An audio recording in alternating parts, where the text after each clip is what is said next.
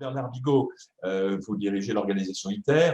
Rappelez brièvement ce qu'est le mécanisme de fusion et l'expérience en cours sur le site d'ITER en France.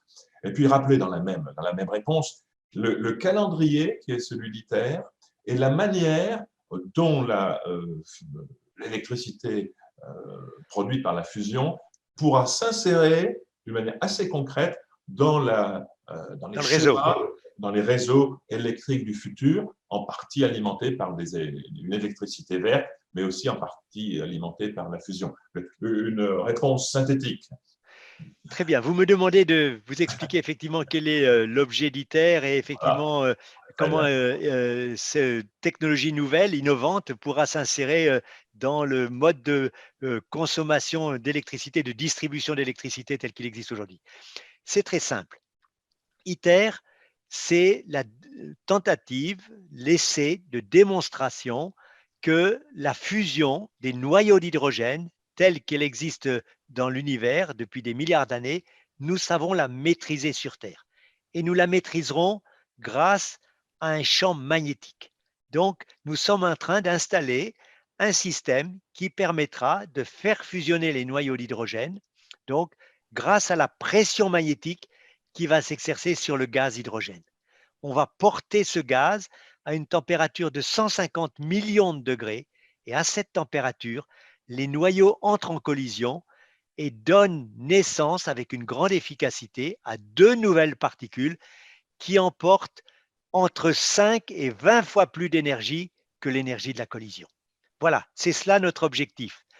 Une fois que nous aurons démontré cela, eh bien, il sera possible de construire des installations qu'on peut appeler effectivement des centrales de production d'électricité qui pourront s'insérer directement dans le réseau électrique tel qu'il existe aujourd'hui, qui produira la même électricité qu'aujourd'hui avec les principes équivalents, notamment effectivement de produire de la vapeur, donc de l'eau portée à haute température que l'on va détendre pour produire de la vapeur qui fera tourner une turbine.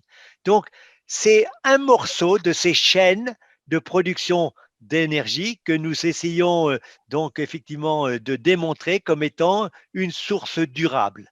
Voilà, durable parce qu'il y a assez de matières premières sur Terre pour assurer la production mondiale d'électricité en complément des énergies renouvelables pour plusieurs dizaines, voire centaines de millions d'années pour une population de l'ordre de 10 milliards de personnes. Voilà, c'est ce projet d'une certaine manière que certains appellent un rêve, mais si nous ne savons pas rêver, je pense que nous ne saurons pas résoudre les problèmes qui sont ceux de notre temps, celui de l'approvisionnement énergétique propre, sans impact sur l'environnement et le climat, sûr, dont a besoin la population mondiale. D'accord. Alors, en un mot, le calendrier que vous… Le calendrier, c'est une première étape de la construction en 2025, ce qu'on appelle le premier plasma qui garantira que nous avons bien assemblé les différents composants essentiels. Puis ensuite, donc une progression donc par étapes en donnant la main aux physiciens pour qu'ils apprennent à utiliser cette machine jusqu'en 2035 où là, nous produirons 10 fois plus de chaleur que nous n'en aurons injecté dans la machine. Et puis ensuite, nous espérons optimiser ce processus et mettre à la disposition des industriels, des décideurs politiques, une technologie maîtrisée, contrôlée, économiquement compétitive, donc qui sera disponible aux alentours des années 2045.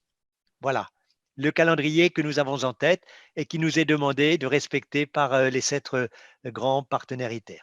Très bien. Merci beaucoup. Merci à vous. À bientôt. Plaisir. Merci. Au revoir.